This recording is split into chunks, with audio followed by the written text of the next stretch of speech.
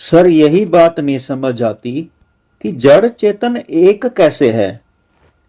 कहने सुनने के लिए तो ये बातें अच्छी लगती हैं, पर जब हम प्रैक्टिकली महसूस करते हैं, किसी जड़ चीज को देखते हैं, किसी पदार्थ को देखते हैं, तो उसमें चेतन वाली फीलिंग आती ही नहीं है। तो कृपया ना ये ठीक से समझाओ, विस्तार से समझा दो कि ये जड़ चेतन एक कैसे है। आप खुद ही बताओ कि क्या कारण है ये बातें समझ में इंसान को नहीं आती। कई लोग तो ऐसे हैं कि YouTube पे बहुत सारी वीडियो देख ली, बहुत सारे ग्रंथ पढ़ लिए, लोगों से विचार विमर्श भी कर लिया, उम्र भी हो गई, फिर भी ये बातें समझ में नहीं आ रही। कोई तो कारण होगा ना। हजारों साल से ग्रंथ लिखे हुए हैं, क्यों गुरु की जरूरत पड़ती है, क्यों किसी को समझाने की जरूरत पड़ती है। लोग पढ़े लिखे हैं, समझदार हैं। तो मेरी ये बात है कि आखिर ऐसा क्या कारण है कि ये जड़ चेतन समझाना पड़ रहा है। आगे बढ़ने से पहले मैं एक बात कहना चाहता हूं। अगर आपको लगता है ना कि आपका जैसा भी स्वभाव है, मतलब आपकी नेचर है, मन में अहंकार है, जैसा भी स्वभाव है, उसी स्वभाव को मेंटेन रखते हुए आपको ये बातें समझ में आ जाएंगी, तो ये सबसे पहली गलती है। हमें खुद को बदलना है बस। ये मैं बार बार कह रहा हूं, परमात्मा सब जगह है, जड़ चेतन एक है। हमें अगर नजर नहीं आ रहा ना, क्यों नजर नहीं आ रहा? क्योंकि हम बाकी सारे काम तो कर रहे हैं, खुद को नहीं बदल रहे। और ये चीज ऐसी है, खुद को बदलना ही परमात्मा का देखना है। यानी स्वयं का एहसास, मैं हूं क्या, और परमात्मा का एहसास, ये दोनों एक ही बातें हैं। आपने नोट किया होगा, जो ऋषि मुनि थे पहले वहां जाते थे, गुफाओं में एकांत में चले जाते थे। यही तो कारण था। गुफाओं में जाकर, एकांत में जाकर उन्होंने बाहर का अध्ययन थोड़ी किया, स्वयं का अध्ययन किया। तो हमें पहले यह अच्छी तरह समझना पड़ेगा। अगर हम सचमुच में जिज्ञासु हैं, तो सचमुच में जिज्ञासु हैं, तो हमें इसके लिए तैयार रहना पड़ेगा कि हमें खुद को ही बदलना है, खुद के अंदर झांकना है, भीतर झांकना है। तो ये बातें अपने आप समझ में आ जाएंगी। नहीं तो जो अब तक हो रहा है, लगे रहो, पूछते रहो लोगों से, YouTube वीडियो देखते रहो, ग्रंथ पढ़ते रहो, वहीं की वहीं रहेगी। नहीं तो होगा क्या, आपके मन के हिसाब से किसी की बात सही लगेगी, उसका आप अनुसरण कर लोगे। परमात्मा सचमुच में है, नजर नहीं आ रहा, तो हमारी सोच के कारण, हमारे मन के भीतर अहंकार के कारण। जड़ चेतन से संबंधित पहली बात मैं ये कहना चाहूंगा कि किसी चीज को जब हम जड़ के रूप में देखते हैं ना, पदार्थ के रूप में, तो वो पदार्थ नहीं है, वो हमारी सोच का नतीजा है। मतलब कोई चीज अगर जड़ है तो हमारी सोच के कारण है, नहीं तो वो है चेतन ही, वो है चेतन ही। इसको यूं समझ सकते हैं, जैसे हम फव्वारा देख रहे हैं पानी का, हम ये कह रहे हैं अरे ये तो फव्वारा है, पानी कहाँ है, अरे ये तो बर्फ है, पानी कहाँ है। तो जो हमें जड़ चीज नजर आ रही है, वो हमारे मन की स्थिति के कारण है। पहले तो हमें यह समझना होगा। क्योंकि जैसे एक धरती पर कई देश हैं, धरती एक ही है, जमीन एक ही है, हमने मन से अपने उससे बांटा हुआ है धरती को, वैसे तो वो एक ही है। इसी तरह ये जो सृष्टि है ना, सृष्टि में आकाश भी है, जड़ चीजें भी हैं, सूर्य है, धरती है, पदार्थ वाली चीजें भी हैं सारी। तो इन सारी चीजों को मिला के एक ही सृष्टि है। चाहे वो खाली जगह भी सृष्टि में आती है। खाली जगह और पदार्थ जिसको हम कह रहे हैं, असल में ये एक ही चीज है। सिर्फ सोच के कारण हमें वो जड़ दिखाई दे रही है। जब हम अनुभव करते हैं ना, आत्म अनुभूति करते हैं, तो यहां पे जड़ चेतन जब एक दिखाई देता है तो हमें समझ में आ जाएगा। मान लो मेरे हाथ में लकड़ी है, मान लो ऐसे मेरे हाथ में लकड़ी है। अब मैं उसको लकड़ी के रूप में देख रहा हूं, भाई ये लकड़ी है, पदार्थ है, जड़ है। अगर हम गहराई से सोचें, यार ठंडी लकड़ी है, ठंडी, बिल्कुल ठंडी लकड़ी है, उसमें आग होती है। कहां है वो आग? लकड़ी जब हम जलाते हैं तो अग्नि प्रकट हो जाती है। लकड़ी हाथ में थी, हमें नहीं जल रही, वो अग्नि है उसमें। विज्ञान जो भी रीजन दे कि ऐसे हो जाता है, ऐसे हो जाता है, विज्ञान क्योंकि पदार्थ तक सीमित है। जो प्रभु की लीलाएं हैं ना, उसको समझना ही विज्ञान कहते हैं। भाई ऐसा करने से ऐसा हो जाता है, ऐसा करने से ऐसा हो जाता है। तो जब हम लकड़ी को देखते हैं, ठंडी लकड़ी, उसमें आग कहां है, हाथ में पकड़े हुए हैं तब हाथ नहीं जल रहा। तो लकड़ी दिखने में लकड़ी है, वो एक्चुअली वो चेतन है, अग्नि है, वो प्रकट होती है। वो अगर लकड़ी का मैं चूरा कर दूं, टुकड़े टुकड़े कर दूं, ऐसे ही बिखेर दूं, कहीं भी मुझे आग दिखाई नहीं देगी। तो जो लकड़ी के रूप में देख रहे हैं, वो जड़ देख रहे हैं, वो चेतन है भाई, प्रकट होती है, अग्नि प्रकट है। वो अग्नि, वही लकड़ी ठंडी भी है और गर्म भी हो जाती है। तो वहां से हम परमात्मा का एहसास कर सकते हैं, कैसे अग्नि प्रकट हो जाती है उस लकड़ी में से। जिस तरह से संसार की बाहरी चीजें हैं ना, हम अपने आप को अलग समझते हैं और बाकी चीजों को अलग समझते हैं, ये मेरे बाहर की है। हम भूल जाते हैं कि बाहर वालों के लिए मैं बाहर वाला हूं, ये चीज बाहर वाली है। जानवर दूसरे को मेरे को देखता होगा तो कैसे देखता होगा, उसके लिए मैं बाहर वाला हूं, मैं सृष्टि में आ जाता हूं। तो हम जब अध्ययन करते हैं ना, यह भूल जाते हैं कि मैं स्वयं इसी सृष्टि का एक हिस्सा मात्र हूं। जैसे ये सारी सृष्टि एक है, तो मैं इस एक में आ जाता हूं, मैं अलग से कुछ नहीं हूं। पहली बात तो ये। अब जड़ चेतन का जो सबसे बड़ा सबूत है, जिससे कहा जा सकता है कि जड़ चेतन एक है, वो है आत्म अनुभूति। जरा ध्यान देना मेरी बात पे। सारा कुछ शरीर चलाता है हमारा। जैसे ब्रेन में चोट लग जाए तो हमें लकवा हो जाता है। ब्रेन जड़ है, मिट्टी है। अगर जड़ ही होती, ब्रेन जड़ ही होता, तो यार ये एक्शन, ऐसे शरीर ढीला क्यों कर देता? ये ब्रेन जड़ ही होता तो कोई पागल क्यों होता? पागल हो जाते हैं। ब्रेन जड़ ही होता तो कोई बोल नहीं पाता। ब्रेन जड़ ही होता, इसमें चोट लगने से किसी को दो भी दिखाई दे सकते हैं। ब्रेन जड़ ही होता तो सारा कुछ ब्रेन चला रहा है। हमारा चलना, हमारा बॉडी का बैलेंस होना, हमें भूख लगना, हमें प्यास लगना, सारा कुछ तो ये जड़ कर रहा है। माने बैठे हैं आत्मा अलग, शरीर अलग। जीवन में सच्चाई है, सब कुछ तो ये शरीर ही कर रहा है। अगर ये अलग ही होता, जड़ अलग होता, ये चेतन आत्मा अलग होती, तो शरीर जड़ आत्मा को कैसे चला रहा है? कोई पागल है, किसी को लकवा, किसी को सपने आते हैं, किसी को दौरे पड़ते हैं, कि कोई कोमा में चला जाता है। सारा हम ब्रेन पे ले आते हैं बात को। ब्लड प्रेशर है, ऑक्सीजन आ रही है, सांस आ जा रही है, जड़ चीज ही तो है ऑक्सीजन। पानी ही तो है, पदार्थ ही है। प्यास के बिना इंसान मर सकता है, रोटी खाए बिना इंसान भूख से भी मर सकता है। सारी चीजें जड़ से संबंधित हैं। तो अगर हम ध्यान से देखें, जिसको हम जड़ कह रहे हैं, संसार की सारी वस्तुओं में शक्ति भरी पड़ी है। सारी वस्तुओं में चुंबक चीजों को खींचता है। इलेक्ट्रॉन, प्रोटॉन जो एटम में होते हैं वो घूम रहे हैं, इलेक्ट्रॉन घूम रहे हैं, उनमें चार्ज होता है। सूर्य में अग्नि है, हर पदार्थ में शक्तियां हैं। पता नहीं हम कैसे कह रहे हैं जड़ चेतन अलग है। जड़ हमारी सोच के कारण है। जब हम यहां आत्मा को अनुभव करते हैं, ध्यान से देखो, ये शरीर को हम मिट्टी कह देते हैं बस। ध्यान से देखो, ये मिट्टी है। हाँ, जलने के बाद वो राख दिखती है, लेकिन अभी की बात करो, अभी ये कैसे मिट्टी है? इसी से ही सारा शरीर चल रहा है। मैं इसको चोट मारूं, दर्द होगा मेरे को, इसी मिट्टी के थ्रू दर्द होगा। अगर ये मिट्टी ही होती है, ऐसे मिट्टी ही जैसे हम लगे पड़े हैं, मिट्टी है, मार के देखो, दर्द क्यों होता है? फिर मिट्टी को मारा मैंने तो, आत्मा को क्यों दर्द होता है? तो जड़ चेतन एक ही है, हमारा ध्यान नहीं है। हम चले जा रहे हैं बस तेजी से संसार में। थोड़ा ठहरेंगे, थोड़ा ध्यान देंगे तो हमें चेतन ये महसूस हो। पहली बात तो यहां जड़ चेतन महसूस एक होगा, फिर जब यहां कन्फर्म हो जाएगा ना एक ही चीज है, ये चेतन ही आत्मा ने शरीर का रूप धारण किया हुआ है, यही प्रकट है।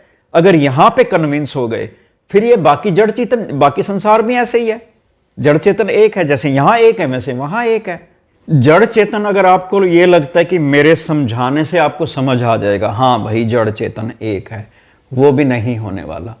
जब तक आप खुद महसूस नहीं करोगे ना, खुद महसूस करना पड़ेगा। इसमें सबसे महत्वपूर्ण चीज है ध्यान, ऑब्जर्व करना।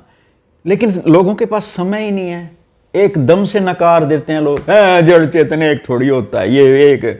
अरे थोड़ा ठहर जाओ, थोड़ा ध्यान से कभी समय निकाल कर इस तरफ ध्यान तो दियाओ। आप एक काम करो, आप एक पेड़ के सामने बैठ जाओ, कोई बहुत बड़ा पेड़ है, आम का पेड़, जो भी पेड़ है, थोड़ा ध्यान से उसको ना देखना। यार बीज था छोटा सा, कैसे बन गया पेड़? क्या मजबूरी है? नहीं बनता पेड़, क्या कर लोगे आप? आपको वो शक्ति नजर नहीं आती? इसी मिट्टी में से, जमीन में से ऐसे कैसे कैसे पत्ते बन गए, फ्रूट बन गए, मीठे फ्रूट। कुछ तो सोचो, कुछ तो ध्यान दो। मेरे कहने से नहीं समझ आने वाला जड़ चेतन एक। जब आप महसूस करोगे, ध्यान से देखोगे, किसी पेड़ के पास, किसी फूल के पास, किसी प्रकृति में ध्यान से ऑब्जर्व करोगे, समय निकालोगे। ऋषि मुनियों ने यही तो किया। जहां तक मुझे नॉलेज है, ऋषि मुनियों ने, जिन्होंने गुफा में जाके तपस्या की, ध्यान दिया, किसी ने भी ये नहीं कहा परमात्मा कहीं अलग है। जहां तक मुझे ध्यान है, मुझे जो भी नॉलेज है, सब ने इसको एक ही चीज कहा है। अलग अलग किसने कहा? जिन्होंने अभी पाया नहीं, जिन्होंने अभी ध्यान नहीं किया, एहसास नहीं किया। उन लोगों के लिए परमात्मा कहीं दूर मरने के बाद है। जिन लोगों ने एहसास किया इस चीज को, खासकर जिन्होंने अपने पे ध्यान दिया, आत्म अनुभूति पे ध्यान दिया, जिन्होंने भीतर की यात्रा की, उनको सही मायने में समझ आया कि जड़ चेतन एक है, एक ही शक्ति सब जगह ये व्याप्त है। तो ध्यान करना पड़ेगा। वैसे मैं अपनी पर्सनली एक चीज बताऊं, अपनी तरफ से अपनी बात बताऊं, मेरे को ना एक तो विज्ञान ने, साइंस ने, और एक योगा ने, इन दो चीजों ने मुझे बहुत मदद की है परमात्मा के एहसास में। कारण जो भी बनाओ, जैसे भी प्रभु की होता, तो प्रभु की कृपा से ही एहसास होता है। लेकिन इन दो चीजों से, सांसारिक दृष्टि से देखें तो इन दो चीजों ने मेरी बहुत मदद की है। जब विज्ञान पढ़ते हैं, साइंस पढ़ते हैं, तो हमें रियलिटी, लॉजिकली बात को समझने की क्षमता आती है हमारे में, यथार्थ में है क्या। जो हम जड़ कह रहे हैं ना, विज्ञान इसको खुद मानता है कि मास और एनर्जी एक ही चीज है। हम बहुत बाहर से चीजों को देखते हैं, स्थूल रूप में देखते हैं। जब हम साइंस पढ़ते हैं ना, सारी दुनिया, पूरा ब्रह्मांड मेनली 3 पार्टिकल से बना हुआ है, इलेक्ट्रॉन, प्रोटॉन, न्यूट्रॉन। कुछ नहीं है बाकी सारा। ये दिखने में जो अलग अलग दिख रहा है ना, जितनी दुनिया, जितना ब्रह्मांड है, कमाल की बात है, 3 ही चीजें हैं basic particle, electron, proton, neutron. Electron तो बहुत ही, मास तो उसका ना के बराबर है, हल्का है बहुत, ना के बराबर, जब बोल दिया ना के बराबर। और एटम, जिन कणों से ये ब्रह्मांड बना है, वो कण भी अंदर से खाली है सारे। तो थोड़ा सा जब हम साइंस पढ़ते हैं तो हमें हमारा नजरिया बदल जाता है, हमारी सोच बदल जाती है। तो हमें जड़ उस हिसाब से नहीं दिखाई देता। ये सारी एक एनर्जी है। विज्ञान मानता है कि ये एक एनर्जी का ही एक प्रकट रूप है। जिसको वो एनर्जी कह रहा है, असल में वो परमात्मा से उत्पन्न शक्ति है। दूसरी बात, एक और इंटरेस्टिंग बात बताऊं, जैसे रोशनी होती है ना, लाइट, सूरज से रोशनी होती है, जब वो किसी चीज पे पड़ती रहे तो उस चीज में पदार्थ की मात्रा बढ़ जाती है। यानी अगर हम इसको थोड़ा किसी खास कंडीशन में, लाइट एनर्जी को मास में कन्वर्ट किया जा सकता है, बदला जा सकता है। लाइट ऊर्जा है, एनर्जी है, तो एनर्जी से मास पदार्थ में बदला जा सकता है, पदार्थ से एनर्जी बदली जा सकती है। तो ये तो साइंटिफिक चीजें हैं, इसको तो आप मना ही नहीं कर सकते। हाँ, इग्नोर करना है, छोड़ना है, तो फिर आपको समझाने का फायदा नहीं है। फिर जब कोई विज्ञान को ही नकार रहा है, फिर क्या कह सकते हैं, जब कोई सुनने को ही तैयार नहीं है। तो पहले, वही मैं बार बार कहता हूं, पहले शरीर को, जड़ को, संसार पे अध्ययन करना चाहिए। ऋषि मुनियों ने यही किया, अपने पर अध्ययन किया कि क्या चीज है ये। तो ये समझाने से नहीं, ध्यान से, समझने से, चीजें अब ध्यान करने से अपने आप समझ में आने लगता है। योगा से यह फायदा होता है कि आपका मन थोड़ा शांत होता है। शांत होगा, ठहरोगे, बैठोगे, प्यार से चिंतन करोगे तभी बात समझ में आती है। कभी कभी क्या होता है, हमारी किसी अपने से लड़ाई झगड़ा हो गया, हम बहुत परेशान हैं, एकांत में जाके बैठते हैं, अलग जाके बैठेंगे, फिर हम चिंतन करते हैं कि आखिर हमारे जीवन में हो क्या रहा है, कहीं मेरे में ही तो कमी नहीं है, मेरी वजह से ही तो ये प्रॉब्लम नहीं आ रही। फिर हम जब अपने पे ध्यान देते हैं, कई बार हमें समझ में आ भी जाता है कि मैं ही हूं गड़बड़, मेरी वजह से ही प्रॉब्लम है। किस वजह से समझ में आया? ध्यान देने से। ध्यान देने से हम अपनी तरफ जब ध्यान देते हैं तो कई बार हमें अपना अहंकार भी समझ में आ जाता है। दूसरा प्रश्न ये है कि जैसे कहा जाता है सब कुछ परमात्मा ही है, तो फिर हमें सुख दुख क्यों होते हैं?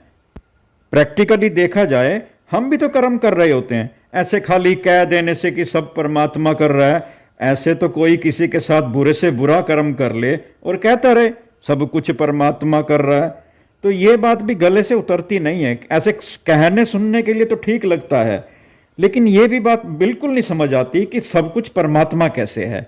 सब जगह परमात्मा है, लेकिन हमें यह समझना होगा कि अस्तित्व में परमात्मा सब जगह है। लेकिन जो सुख दुख आप बात कर रहे हो ना, जो सुख दुख भोगने की, हम क्यों सुख दुख भोगते हैं? हम भी तो कुछ है ना जो सुख दुख भोगता है। हम असल में सूक्ष्म शरीर हैं, लेकिन दिक्कत यह है कि हम जैसे यूं समझ लो जैसे बर्फ और ठंडक, दो चीजें हमें अलग नहीं होती, वो एक ही चीज है, लेकिन ठंडक भी तो कोई चीज है। अस्तित्व के रूप में बर्फ है, लेकिन उसके साथ एक निराकार रूप में जो दिखाई नहीं देती वो ठंडक है। इसी तरह जैसे ये मैं हूं, यहां पे देखें, अस्तित्व के रूप में तो ये परमात्मा ही है, लेकिन यहां से इस आत्मा से एक भाव भी तो उत्पन्न हो रहा है, वो मैं खुद हूं, जिसको हम सूक्ष्म शरीर भी कहते हैं, जीवात्मा भी कहते हैं। तो जो लोग ये कह रहे हैं ना जब सब कुछ परमात्मा है तो सुख दुख हम क्यों भोगते हैं, अरे सुख सब कुछ परमात्मा है, लेकिन परमात्मा की रचना भी तो है। सब कुछ परमात्मा है, परमात्मा की रचना भी तो है, रचना अलग नहीं है बस प्रभु से। बस इतना ध्यान देना, सूक्ष्म शरीर अस्तित्व के रूप में कोई अलग से नहीं है कि चल ये आत्मा, ये शरीर और मैं एक सूक्ष्म शरीर इस शरीर के अंदर। तो सुख दुख में मैं भोगता हूं, मैं मतलब सूक्ष्म शरीर, मैं भाव, इसको कर्म करने की स्वतंत्रता है, ये सोचता है, इसको इजाजत, तभी तो कहा है कि जैसे कर्म वैसे फल। ऐसे थोड़ी कहा गया है, किसको कहा गया फिर? ये जो सत्संगें हैं, ये जो ज्ञान है, ये जो बातें बताई जा रही हैं, किसको समझाई जा रही हैं? सूक्ष्म शरीर को, जो सुख दुख भोगता है, गर्मी सर्दी का एहसास करता है, प्यार का एहसास करता है, सारे एहसास, इसी को सूक्ष्म शरीर कहा जाता है। बस इतना फर्क है कि इसका रियल अस्तित्व नहीं है, रियल अस्तित्व में परमात्मा ही है। तीसरा प्रश्न ये है कि कर्ता कौन है? आपको सच बताऊं, इन प्रश्नों ने ना सिर्फ मुझे ही नहीं बहुत सारे लोगों को परेशान कर रखा है। कोई कुछ कहता है, कोई कुछ कहता है, यूट्यूब पे वीडियो देख लिए, ग्रंथ पढ़ लिए, किताबें, लोगों के अलग अलग विचार सुन लिए, फिर भी आज तक नहीं समझ में आया कि सच्चाई है क्या। अब आपका ये प्रश्न है कि कर्ता कौन है, इसको यूं समझते हैं जैसे मैंने, देखो ये हाथ है, हाथ को मैंने यूं घुमाया, घूम गया। एक बार फिर करता हूं, इस हाथ को मैंने यूं घुमाया, घूम गया। किसने घुमाया? आप कहोगे मैंने घुमाया। चलो मान लिया मैंने घुमाया। मैं कौन? मैं कोई, अगर आप ये समझते हैं इस शरीर के अंदर मैं हूं कुछ, और मैं अंदर से इस हाथ को घुमा रहा हूं, चलो मान ली बात, मैं हूं मतलब कुछ जो इस हाथ को घुमा सकता हूं। फिर लकवा क्या होता है? ये ऐसे हाथ ढीला हो जाता है। मैं तो अब भी हूं, मरा तो नहीं हूं ना, अभी भी मैं हूं। हाथ को देख लो, हाथ में मांस वास जो चीज है, अगर मैं अंदर हूं, इस मिट्टी को, इस हाथ को कुछ भी होता रहे, ब्रेन को कुछ भी होता रहे, ब्रेन तो खून है, जो भी है, मैं तो हूं ना। मैं इस हाथ को हिला लूं, क्यों नहीं हिला पा रहा? क्या है फिर लकवा? तो अगर इसी तरह सांस आ रही है, जा रही है, अगर मैं हूं अंदर, चाहे आत्मा के रूप में, चाहे सूक्ष्म शरीर के रूप में, कुछ भी मैं हूं, मेरे को क्या मतलब हवा आ रही है, ऑक्सीजन आ रही है, जा रही है, पानी पीऊं ना पीऊं, एक मैं हूं ना। पानी वानी इससे क्या हो जाएगा, शरीर टूटे फूटे, मैं तो हूं ना अंदर। घुमाता रहूं इसको। और इसको और तरह से समझते हैं, एक इंसान है, उसकी उंगली अपने आप ऐसे उठ जाती है, अपने आप ही, वो नहीं उठा रहा। दिल अपने आप धड़क रहा है, सांसें अपने आप चल रही हैं, मैं हूं, मैं थोड़ी चला रहा हूं। तो बहुत सारे कर्म ऐसे हो रहे हैं जो मैं नहीं कर रहा। खाना खाता हूं, उसकी खून हड्डियां ये सब अस्तित्व में आ रहा है, शरीर छोटा था अपने आप बड़ा हो रहा है। पहली बात तो मैं खुद परिवर्तित हो रहा हूं, बचपन में मैं कैसे था, अब कैसे हूं, बुढ़ापे में कैसे हो जाऊंगा। मेरा कहने का मतलब, जो मैं जिस तरफ आपके इशारा कर रहा हूं, कि ये सारे कर्म अगर ठीक ठाक होंगे, यानी मैं जिंदा होने का मुझे एहसास भी होगा। अगर मैं बेहोश हो जाऊं तो क्या मैं कर्म कर लूंगा? हमें यह लगता है कि मैंने घुमाया हाथ को। यह कर्म मैं तभी कर सकता हूं, यह हाथ को घुमाना तभी कर सकता हूं जब मुझे जिंदा होने का एहसास है। मैं बेहोश मान लो नहीं हूं तो घुमाऊंगा ना इसको। मैं कोमा में नहीं हूं तो घुमाऊंगा ना इसको। मेरी यादाश्त है, मुझे पता है कैसे घुमाना, तो घुमाऊंगा ना ऐसे। सांसें चलेंगी, दिल कड़, ये सारा कुछ जितना भी कुछ हो रहा है ये अपनी सही जगह पे होगा, तभी मैं कर्म करूंगा ना। तो करता मैं भी हूं, लेकिन इतना सब कुछ होने के बाद, यानी परमात्मा, ये आत्मा मुझे जिंदा होने का एहसास दिए रखे, मुझे होश में रखे, मेरा दिमाग सही रखे, सारी चीजें अगर ये सही रखता है, उसके बाद मेरा रोल आता है कर्तापन का। तो कर्ता मैं हूं, स्वतंत्र मैं हूं, मेरे भाव हैं, लेकिन सारी चीजें इस आत्मा की कृपा से हैं। मैं सोच सकता हूं, मैं बैठ सकता हूं, मैं खड़ा हो सकता हूं, मैं ये कर सकता हूं, सब कर सकता हूं, लेकिन आधार पीछे ये चेतन सत्ता है। एक मैं जो करने वाला हूं, वो तो मैं तो सूक्ष्म शरीर हूं, खाली कुछ नहीं हूं, अपने आप में स्वतंत्र रूप में नहीं हूं, फिर भी मैं करता हूं। इसलिए तो कहा कि परमात्मा तन मन धन सब तेरा। तन भी, मन भी, धन भी, ये सब तेरी कृपा से है।